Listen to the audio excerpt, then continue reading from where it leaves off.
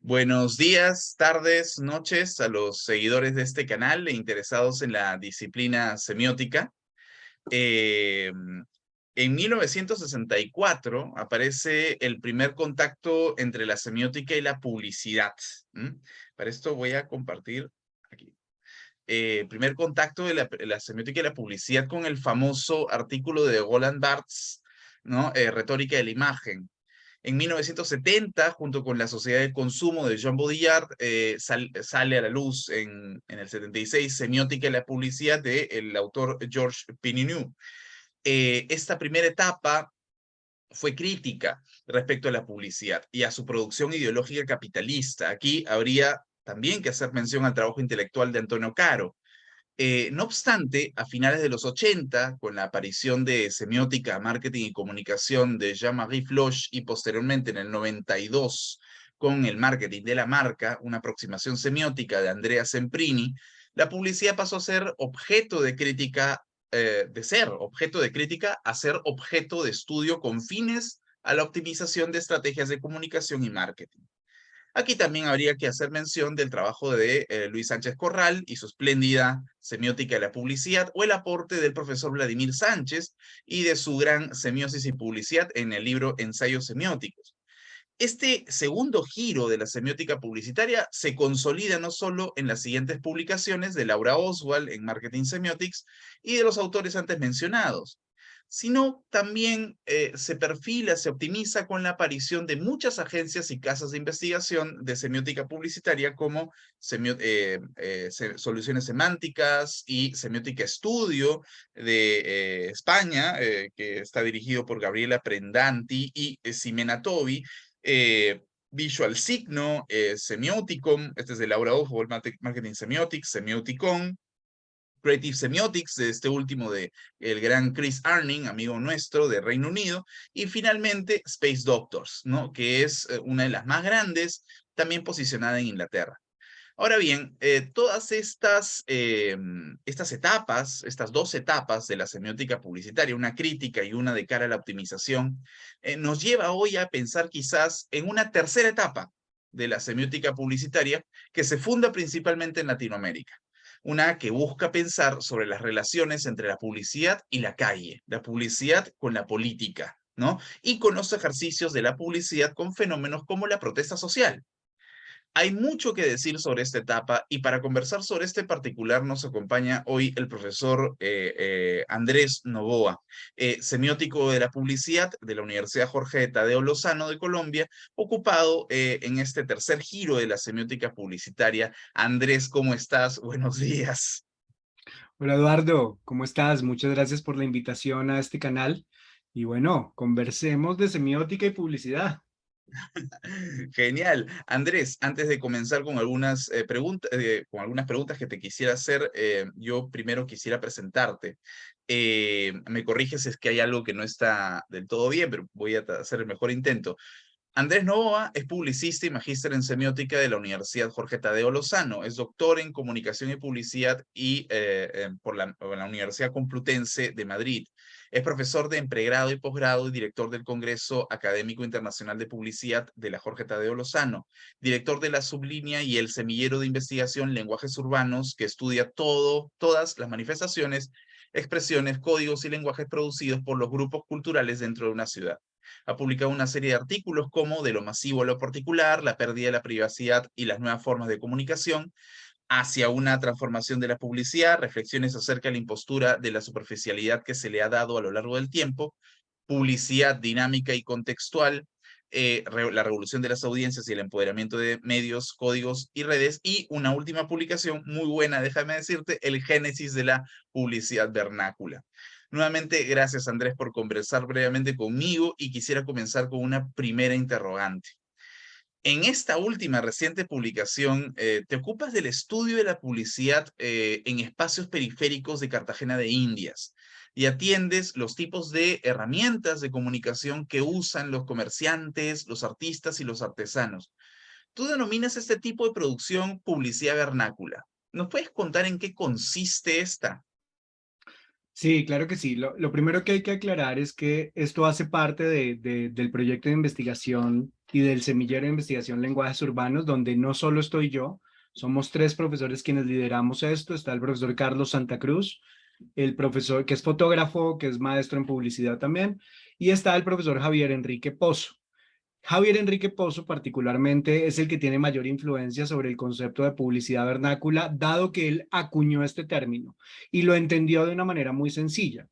En oposición a la institucionalización que tenemos de la publicidad, que solo se hace a través de una agencia publicitaria o a través de un proceso freelance, específicamente surge la necesidad de entender que todas las personas que tengan algo que comunicar, un pequeño negocio, una expresión, un tema cultural, algo que quiera vender, también le gusta promocionarse y no necesitar necesariamente de una agencia publicitaria, de un publicista para hacerlo. Son más intuitivos, son más de dejar fluir las ideas, son más de una comunicación mucho más propia del lugar, utilizando las herramientas del lugar. En ese sentido, el profesor Pozo lo que hace es decir, bueno, hay una comunicación que está en un espacio que es público, en un espacio que es mucho más abierto y surge como una publicidad no institucionalizada, la cual llamaremos publicidad vernácula,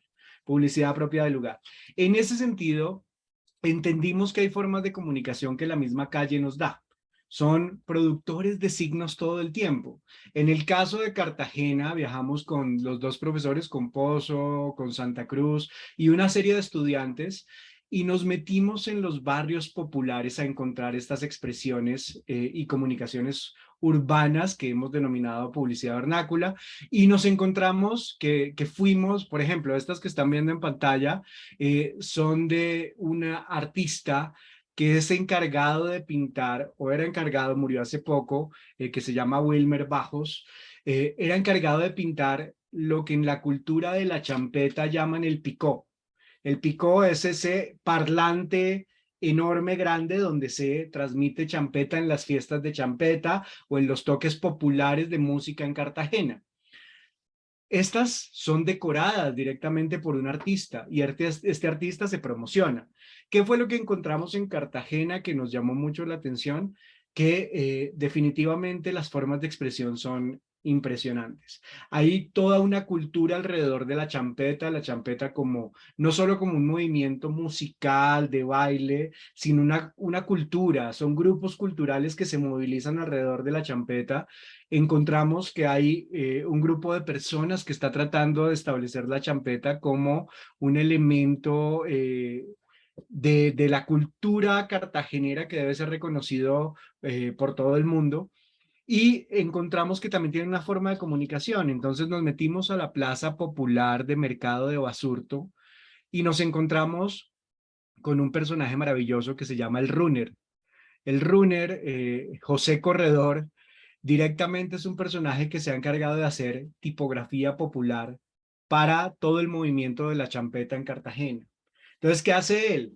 Utilizando pinceles, utilizando vinilos, utilizando papel periódico pegado en unos murales, la gente lo contrata para hacer carteles que son pegados a lo largo de la ciudad, que son pegados con una estética muy particular de la champeta, con colores amarillo, rojo, verde, negro, que realmente representan todo, y tiene un grupo de personas que trabajan para él, que se llaman los runeristas. Son aprendices de trazo que directamente empiezan a mirar y a rescatar y a reconocer en la estética propia de la champeta una forma de comunicación y de expresión. Los signos que aquí se producen son hermosos. Son hermosos, nos metimos al taller, nos pusimos a pintar con ellos, nos pusimos a reconocer esa forma de signos y de códigos que también se generan a lo largo de lo que es directamente el cartelismo que se produce para la comunidad champeta, y después nos fuimos a buscarlos en las fiestas champeta, nos fuimos a buscarlo por toda la ciudad, empezamos a reconocer que la gente lo tenía allí, y es más, empezó a existir algo que surge mucho cuando estos movimientos populares producen una comunicación tan exitosa, y es una apropiación de las expresiones por parte de las élites. que esto también nos representó meternos ya no en los barrios populares de Cartagena, sino meternos por ejemplo, en el centro histórico de Cartagena y encontrar que muchas marcas de ropa o muchas marcas de accesorios tomaban lo que encontraban en las calles y lo convertían, no sé, en una cartera y la vendían carísimo en relación a lo que producía José Corredor, que es el runner. Entonces hay una apropiación cultural en torno a este tipo de estéticas, ¿no? En Perú he tenido la posibilidad de trabajar con un grupo muy bello que se llama Carga Máxima.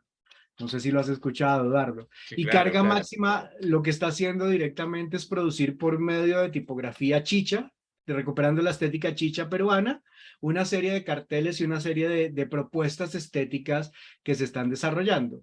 Me llamó mucho la atención, por ejemplo, que Azucena, que es una de las personas que está en Carga Máxima, que tienen esta tipografía que están viendo en pantalla, me contactó el año pasado diciéndome que una marca publicitaria colombiana se había apropiado de la estética que ellos habían producido durante tanto tiempo para estructurarse dentro de un espacio netamente comercial.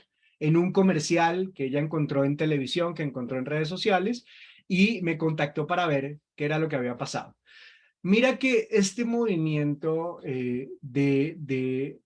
cuando hay una expresión popular que es aceptada por la gente, hay una apropiación por parte de las instituciones, sea de las élites o de las instituciones ya establecidas.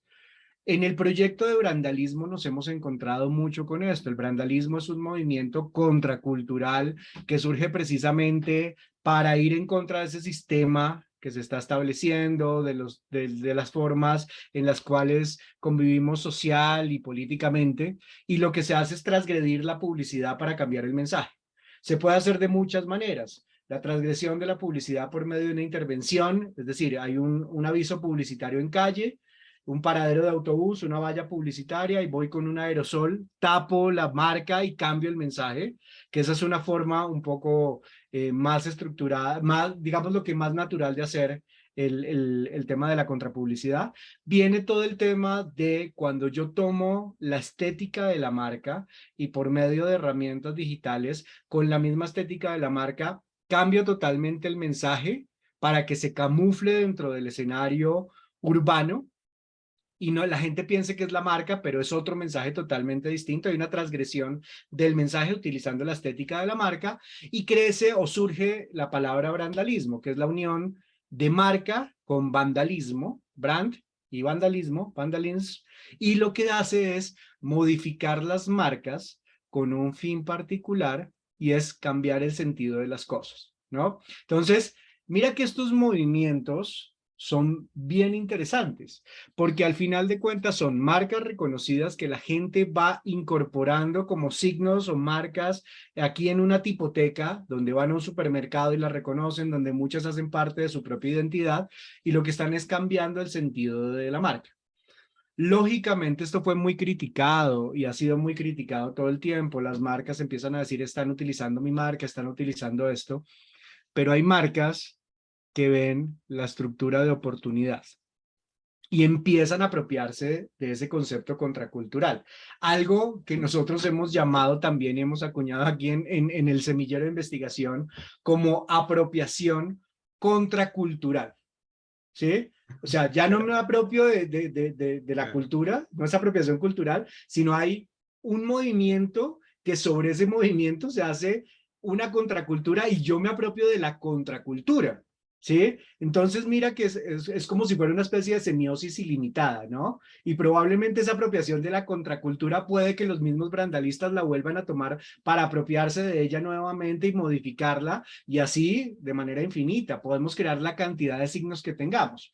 En este caso estamos con el artista Maniatic, que ha sido parte integral también de este semillero que tenemos, y lo que él hace o lo que se ha dedicado a hacer en los últimos años es específicamente empezar a crear una comunicación alrededor de la modificación de las marcas.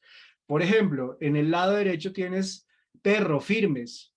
Se toma toda la estética de la campaña presidencial de Petro del presidente actual, y lo que hace es modificar la marca. Tiene la misma estética, tiene las mismas condiciones, se respetan los mismos signos de reconocimiento y lo que hace es cambiar el sentido, ¿no? Entonces, si quieres seguir bajando sobre la misma estructura, baja, baja, baja. Creo que bueno, por ejemplo, él creó toda una estructura de neaverso, si quieres subirlo, que es el NEA directamente, aquí en Colombia es como una persona de la calle, un NEA, ¿sí? Entonces creó el NEAverso con todo este tema de los metaversos que empiezan a surgir y esas conexiones callejeras que existen, ¿sí? Lo mismo, tú lo hablabas un poco en las manifestaciones populares, por ejemplo, este de Coca-Cola. Este de Coca-Cola es una manifestación popular en el estallido social que hubo el año pasado en contra del presidente Duque, y lo que sacaron a relucir era, tomando la marca Coca-Cola con la misma estética de Coca-Cola, se convocaba algo que se llamó aquí en Colombia, y creo que en muchos países latinoamericanos se ha llamado el cacerolazo, ¿sí? Entonces ya no dice Coca-Cola, Claro, sino cacerola, ¿sí? Y empezó a claro. sacar una cantidad de comunicación y de signos. ¿Por qué? Yo tengo, en algún lugar, debo tenerla acá, él sacó una cacerola real, marcada con cacerola y con una cuchara de palo para hacer el cacerolazo. Todo lo que ves aquí son marcas que se transgreden con el fin de comunicar algo totalmente distinto, con el fin de apoyar una movilización social, con el fin de generar una conexión con la gente, y es precisamente la modificación del signo con el fin de generar un nuevo sentido que se está utilizando mucho aquí en Colombia y que el brandalismo lo está haciendo, que la publicidad vernácula lo hace todo el tiempo. Nos encontramos muchas veces que, como te digo, si tenemos una publicidad vernácula de alguien que se quiera comunicar de una manera y que modifica logos para tratar de comunicarse bajo esa estructura. Entonces me parece muy interesante que todas estas propuestas al final lo que terminan haciendo es generando nuevos procesos de significación en las sociedades. Algunos lo toman de manera humorística, otros lo toman de una manera mucho más seria, otros se preocupan y generan el debate sobre si esto se puede hacer o no porque está contaminando la marca o no la está contaminando, pero al final de cuentas estas modificaciones hoy en día es como el dinamismo de las mismas sociedades. La ciudad es cambiante todo el tiempo, las personas somos cambiantes todo el tiempo, las personas modificamos nuestras formas de comunicación, nuestros signos, nuestros códigos en relación a nuestras experiencias y a la forma en la que habitamos el mundo. Las marcas tienen exactamente el mismo sentido. Ya no podemos pensar que una marca es estática porque hoy en día hasta las mismas redes sociales generan conversaciones constantes tanto con las marcas como con la gente. Si una marca se queda estática y piensa que es la que sabe todo, la que tiene todo, y no se adapta a las condiciones que la misma gente le va desarrollando, pues no tenemos nada.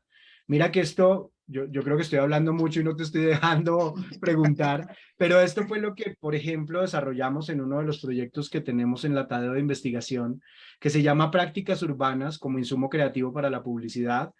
Y lo manejamos en dos perspectivas. Una primera perspectiva donde nos fuimos a investigar las marcas que hacen parte de un segmento de los jóvenes que se llama estilo de vida urbano, donde nos encontramos que las marcas hoy en día salen a buscar cuáles son las prácticas y dinámicas de la gente para saber cómo incrustarse en esas escenas de identidad cultural sin ser invasivos.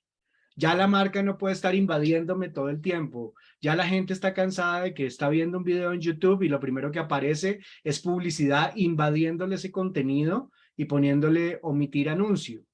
Ya la gente quiere que la marca haga parte de su identidad, de su cotidiano, que haga parte de sus grupos culturales sin la necesidad de invadir, que sea orgánico. Y hay una cantidad de grupos o de empresas que están saliendo a investigar cómo se comporta la cultura, cómo se comporta la gente dentro de la cultura, cuáles son esos rituales, cuáles son esos mitos que tiene, cómo movilizan la información, cómo se comunican para tratar de involucrarse ahí. Y ahí nos dimos cuenta, por ejemplo, que uno de los proyectos que hicimos con la marca Adidas es que la marca Adidas trata de entender qué es lo que está pasando directamente con la gente. Esto nos fuimos a averiguar qué pasaba o cómo se trabajaban estas marcas urbanas, cómo los chicos de alguna manera la incorporaban como parte de su identidad pero también nos dimos cuenta que la marca empieza a generar contenidos muy cercanos a esa identidad que ellos tienen. Y desde ahí, te quiero contar, probablemente lo vamos a publicar en algún momento cercano, generamos, partiendo de un modelo de Greimas y Cortés sobre el recorrido generativo, planteamos un modelo donde podemos comprender todo ese recorrido que puede existir a la hora de generar un mensaje publicitario que llegue a una persona. Es decir, no es solamente como pasaba en estos textos que nos hablabas de Jean-Marie Flo, de Andrea Semprini, que se hablaba de la publicidad como el resultante, como el enunciado, ¿sí? Pero detrás Ujú, de ese enunciado, para llegar a ese enunciado, hay todo un proceso y hay un recorrido. ¿Por qué se ujú, hace una publicidad como se hace? ¿Por qué se crea un mensaje como se crea? ¿Por qué directamente se acude a algunos signos o se acude a algunos referentes de reconocimiento por parte de un público? ¿Cómo se proyecta un público objetivo? Por ejemplo, que hoy en día yo lo trabajo mucho desde Humberto Eco.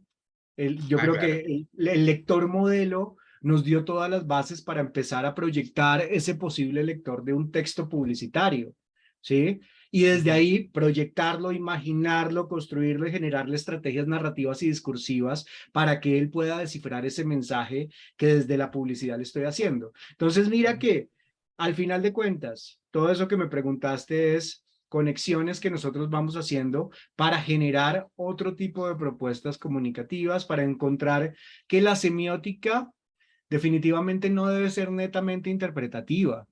Puede estar en un ujú, proceso de saber de dónde provienen las cosas, no solo el ujú, enunciado, sino lo que pasa detrás de un enunciado, todo ese proceso de enunciación, todo ese proceso de producción y generación de un contenido publicitario.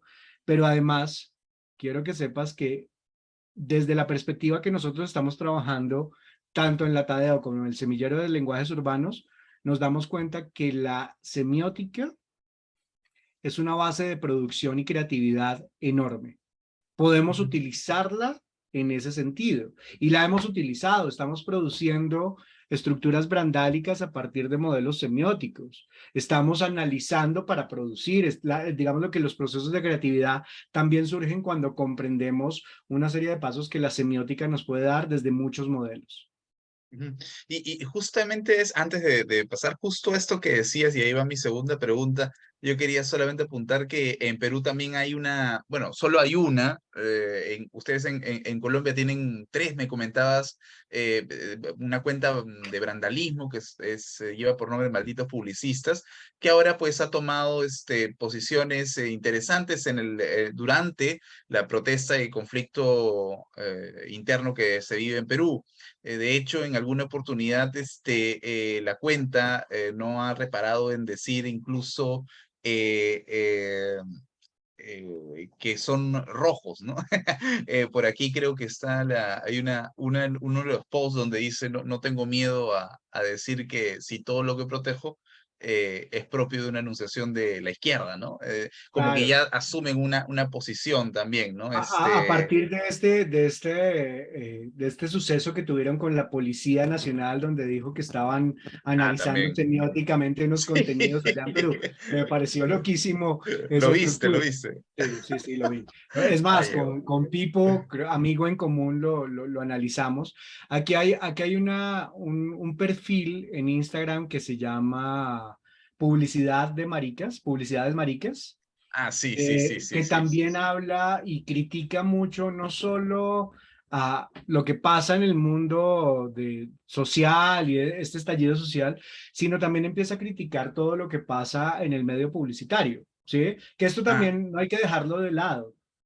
Es decir, habla sobre los malos horarios, sobre los malos tratos de algunos jefes, sobre cómo la gente está renunciando a agencias que les piden ponerse la 10 o hacer más cosas de lo que deberían hacer en un contrato laboral. Entonces, creo que hay una cantidad de escenarios que terminan siendo comunicativos y que terminan sí, aportando de una manera significativa a ese diálogo que se debe generar.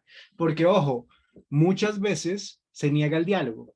Y por sí, eso crecen todos estos grupos, o sea, es que no es gratuito, ¿sí? sí, sí, Si sí. hay un estallido social donde la gente sale con carteles a mirar o los muros de una ciudad que yo me he dedicado a estudiar el graffiti en mis últimos 15 años de carrera, pues las calles son el escenario donde se publica lo que los medios de comunicación no publican, porque no hay un diálogo, Exacto. no hay una interlocución. Pasa lo mismo con todo lo que tiene que ver con estos nuevos perfiles donde se critican este tipo de cosas. Si hablamos, por ejemplo, de las malas condiciones laborales en cualquier segmento de la población, de las malas condiciones laborales que hay, pues hay que abrir un diálogo para establecer por qué se están dando esas malas condiciones laborales, esas malas prácticas laborales, esos elementos donde el jefe cree estar por encima de todo el mundo y maltrata a la gente, los malos sueldos, las malas cosas. No hay que simplemente obviarlas y decir, no, es que están transgrediendo mi marca, no, es que están haciendo tal cosa. No, hay que definitivamente establecer una conexión y abrir el diálogo, porque si no se abre el diálogo, se van a seguir estableciendo, primeramente, estas malas prácticas y segundo, pues que no va a solucionar nada y van a seguir generándose este tipo de quejas o este tipo de elementos que hay dentro de cualquier segmento de la población. Aquí lo estamos hablando con que la gente se queja mucho de las agencias. Yo no satanizaría a las agencias, sino es un tema de cómo las agencias también se han construido a lo largo del tiempo y que hay que cambiar para ser mejores agencias. Yo creo que hay agencias muy buenas, publicitarias, que trabajan con la gente, pero que hay que hacer para que directamente se cambie la estructura de esto. Abrir el diálogo. Es una Claro. interlocución.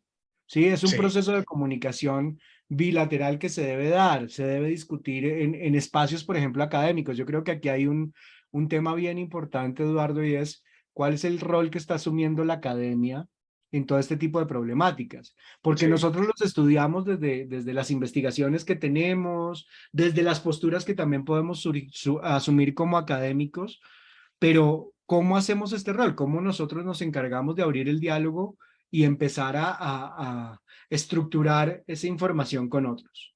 Ujú. Y sobre todo porque, al menos, mucha de la curiosidad intelectual de los propios estudiantes, al menos el Perú, no está tanto en estos temas, incluso en la propuesta de tesis de investigación, que yo las veo directamente, hay mucho más el interés por estudiar las grandes campañas o la grande discursividad que tienen las marcas a nivel global, pero no este aspecto local que yo lo apunto bastante gracias a tu investigación. Y aquí va justamente mi segunda pregunta, que era algo que tú estabas comentando casi al final de tu anterior intervención. Eh, a propósito de la publicidad popular, uno puede pensar que para estudiarla basta solo, por ejemplo, ¿por qué no hacer solamente una entrada etnográfica o por qué no trabajarlo desde la sociología? Pero ante esto, tú optas por trabajar una gramática, lo cito, gramática publicitaria urbana, que se apoya en criterios, como bien estaba señalando, léxicos, sintácticos, desde una mirada semiótica. Entonces, para una persona que quizás dude un poco de la disciplina semiótica, ¿por qué la semiótica sería útil para una investigación de este tipo? ¿Cómo la semiótica puede tener cierta autonomía sin querer tampoco desprenderla de las conexiones con la antropología y la sociología, que siempre son enriquecidas? Pero ¿por qué la semiótica? ¿Por qué no simplemente hacer un análisis etnográfico y ya está? Bueno, lo primero es que yo no creo que la semiótica deba estar separada de otros lugares, de otras ciencias, de otros saberes. No creo que deba estar separado para nada. Es más, en la mayoría de análisis semióticos que desarrollamos o de modelos que intentamos implementar, lo hacemos combinando muchas cosas. Desde el punto de vista de mis últimos proyectos de investigación, combiné todo lo que tiene que ver con etnografía con semiótica. Es decir, si yo voy a estudiar un objeto semiótico, debo hallarlo, debo encontrarlo, debo hacerle un seguimiento, debo entender el porqué para después aplicar cualquier análisis semiótico, cualquier propuesta semiótica que yo tenga. Cuando nosotros empezamos a estudiar el graffiti publicitario en Colombia y nos dimos cuenta que muchas marcas estaban utilizando el graffiti para promocionar sus productos, sus servicios, su propia marca, estaban generando espacios allí, teníamos que entender cuál era la necesidad de hacerlo y qué procesos de significación o de generación de sentido se podían generar o gestar a partir de ello. Y nos dimos cuenta que la semiótica lo que nos podía aportar acá era entender, primero desde el punto de vista de la marca, su naturaleza, de dónde proviene, para dónde va, qué es lo que tiene, cuáles son los valores que se le han agregado a esa marca que la permiten interpretar de una manera u otra. Lo segundo, saber cómo esa marca se puede comunicar con un grupo objetivo, a la cual ese grupo objetivo también le adiciona valores. Y tercero, no todas las marcas pueden asumir las mismas estrategias publicitarias. Cometemos un error y es que una marca ve que hay una tendencia en otro país, y esto nos pasa mucho en los países latinoamericanos, ven que pasa algo en otro país y sin entender el contexto en el que estamos, vienen a tratar de implementar una campaña acá que no tiene ningún sentido y está totalmente desubicada realmente frente a las condiciones que tenemos, frente a los públicos que tenemos, generando en muchas oportunidades objetos de deseo inalcanzables, que también tienen que ver con interpretaciones acerca de la marca y también con cómo nosotros entendemos a nuestras sociedades.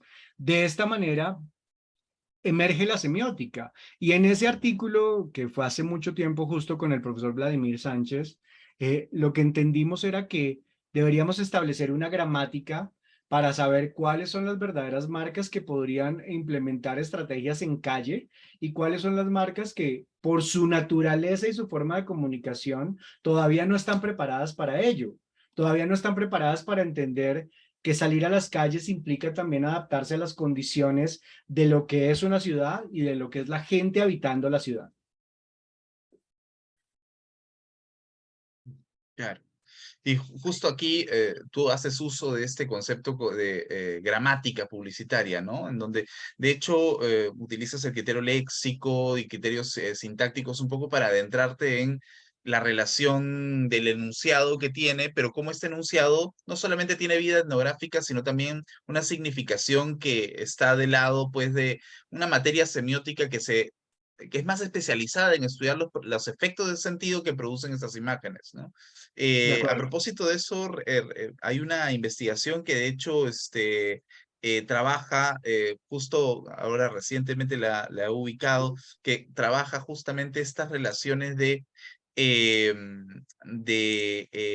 lo que la forma en cómo de hecho, tú has hecho mención de la ciudad y de hecho las calles en Latinoamérica no son las mismas, hay una producción publicitaria distinta. Estas son algunas fotos que yo tomé en Argentina, por ejemplo, de la publicidad en Palermo. La publicidad en Argentina es muy, digamos, construye un espacio más de nostalgia, ¿no? Un espacio más antiguo, los colores no son tan intensos. Y no obstante, tienes, por ejemplo, en el Perú que la publicidad es mucho más agresiva cromáticamente, ¿no? Hay un enunciado plástico que pues se comunica de diferentes maneras, incluso como tú mismo has dicho en este artículo que publicaste en la revista Contratexto, donde mencionas que la publicidad es diferente en cada país, ¿no? A pesar de que es publicidad urbana, su lenguaje y su significación adquiere diferentes tenores, pues en cada aplicación espacial, ¿no? Por ejemplo, es Pero en Perú, además, es interesante. además, Eduardo, no solo en cada ubicación espacial dentro de la misma ciudad pueden existir mil expresiones totalmente diferentes. Si vamos a Argentina, probablemente la estética de un barrio como San Isidro o San Telmo, que apela directamente a la nostalgia o a esos elementos que tú dices, será totalmente diferente a una villa o al barrio de La Boca mismo, que ya empieza a ser más colorido porque lo que le interesa mostrar es otro tipo de comunicación y la misma gente lo ubica de esa manera. Pasa lo mismo aquí en Bogotá. Yo lo veo aquí en Bogotá y en Bogotá tenemos cualquier cantidad de expresiones totalmente diferentes de un barrio a otro. Una cosa es el 20 de julio, que puede ser un barrio muy popular, y otra cosa puede ser, no sé, en el Parque de la 93, que tiene una estética mucho más de ciudad cosmopolita y mucho más de una ciudad más abierta. Claro, y yo recuerdo bastante este último apartado donde señalas, ¿no? La creatividad más allá, no, está aquí, justamente acá, ¿no? Mónaco, Nueva York, París, Ibiza, Bogotá, Lima, Melgar, Pitalito, Cusco, el contexto es distinto para cada lugar, ¿no? Claro, y Es lo mira que... que esa frase la pongo y siempre la puse desde allí, porque cuando hablamos de estas ciudades, pareciera que todos vivimos en un mismo lugar donde tenemos las mismas oportunidades y donde, no sé, salimos de la universidad, nos recoge una limusina, nos vamos a nuestro yate privado y nos vamos a nuestra isla privada, porque a veces la comunicación pareciera eso. Vuelvo sobre el mismo, la misma hipótesis que he mantenido mucho tiempo en la publicidad. ¿Qué objetos de deseo al final de cuentas son los que producimos y qué objetos de deseo están allí? Si hay objetos de deseo que yo no puedo alcanzar, creo que también es violencia en la comunicación. Si yo estoy Sí. comunicando eso y creo que todas las ciudades son iguales y que tienen las mismas problemáticas o prácticas, estoy comunicando mal. Yo creo que la comunicación también es uno de los elementos de violencia que a veces no tenemos en cuenta, pero que son totalmente significativos. Ujú, ujú. Bueno, finalmente, Andrés, y ya para cerrar nuestra conversación, porque claro, había una pregunta que estaba ahí en el tintero que era sobre el vandalismo, pero tú ya la has resuelto al comienzo de la intervención. Pero sin duda este tema del vandalismo y el discurso publicitario, la relación con las movilizaciones políticas, me da para preguntarte una última interrogante sobre cuáles son tus proyectos en adelante. Es decir, alguna vez me comentaste que estás explorando sobre el tema de vandalismo, pero todavía no hay una publicación resuelta. ¿Cuáles son tus proyectos? ¿Qué preguntas desde la semiótica estás planteando respecto a la publicidad popular? ¿Qué nos espera a nosotros, tus lectores, en unas futuras publicaciones que estás haciendo, futuros proyectos que estás Bueno, tramando? el primer proyecto que tengo, que sí se los lanzo como una primicia, va a salir para la Feria del Libro aquí en Bogotá. Es un libro que voy a publicar con la Tadeo que se llama A la publicidad le falta calle, que Buenísimo. precisamente, sí, le falta calle porque le falta que el publicista salga de estar mirando una pantalla de computador o buscando tendencias en Behance o en Pinterest, cuando debe salir es a estudiar a la gente, estudiar las dinámicas de la calle, las comunicaciones, las expresiones. Entonces va a salir el libro A la publicidad le falta calle, que es lo primero. Lo segundo, tenemos en proceso ya de revisión algunos artículos que tienen que ver tanto con publicidad vernácula como con brandalismo. Vamos a seguir explorando el tema del brandalismo, lógicamente, y ahora precisamente estamos esperando unas aprobaciones de un proyecto que tenemos con la Universidad de Lima, particularmente con el profesor José David García Conto Pipo. Y si sale, pues la idea es ver cómo desde la semiótica aplicada, porque yo creo que siempre he estado enfocado en la semiótica aplicada, más allá de que uno pues se tenga que meter desde la semiótica general. Yo creo que la semiótica aplicada lo que nos da la posibilidad es de encontrar herramientas desde la semiótica para cualquier campo. Y en este caso lo que vamos a hacer es tratar de generar un manual de semiótica aplicada a la comunicación y a la publicidad con el profesor Pipo. Ese es el reto que tenemos. Lógicamente esperamos que tú estés ahí. Creo que es más, cuando presentamos el proyecto, tú estabas ahí. Y la idea es que encontremos herramientas y que sea una posibilidad para cualquier estudiante de comunicación o de publicidad que sepa que la semiótica no es ese condimento teórico lejano eh, que no quieren tener. No sé si te ha pasado, pero muchas veces cuando a los chicos les dicen van a ver semiótica o semiología, lo primero que dicen, uy, qué aburrimiento, qué cosas tan feas. Entonces, estamos encontrando como el otro lado de la semiótica, que es convertirla en una herramienta para Ujú, los estudiantes que lleguen ujú, también con otra serie de oportunidades a ese mundo laboral, que ujú. cuando los contraten y digan, venga, pero la semiótica aquí nos puede servir desde esta perspectiva, y que también intuyan, que dejen fluir. A veces siento yo, y esto lo vi en varias de mis tesis, en la maestría en semiótica veía que muchos semióticos son muy estructuralistas y a Mm, veces hay que tejer entre teorías y a veces salen ujú, cosas muy bonitas en la semiótica y creo que el estudiante también debe dejar fluir un poco su intuición cuando encuentra un camino. Y ese ujú, camino nosotros se lo damos desde la academia. Creo que a futuro estamos pensando en eso, a futuro estamos pensando en generar este tipo de contenidos desde la semiótica, en seguir investigando la calle. Definitivamente para mí la calle es totalmente fundamental porque allí es donde ocurren todas esas prácticas, comunicaciones, expresiones, donde se generan signos, códigos, donde hay una serie de comportamientos y conductas específicas, pero además de eso, donde también están los rituales de la gente, donde están los mitos. Y Ujú, ahí hay una cantidad de información que a veces no conocemos, ¿sí? ujú, Probablemente dentro de estos estudios incluiremos el tema del chat GPT o todas estas inteligencias artificiales que también empiezan a modificar nuestra forma de generar contenidos o comunicación, ujú, porque pareciera que nos dan la respuesta de todo, ¿no?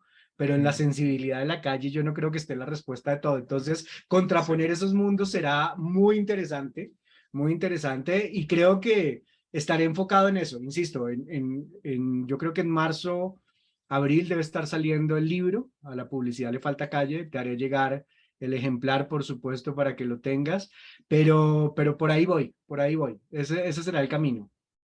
Andrés, ha sido un gusto enorme conversar contigo. Siempre es útil, siempre es enriquecedor nuevamente conversar y departir contigo y aprender de ti. Muchas gracias por haber estado aquí.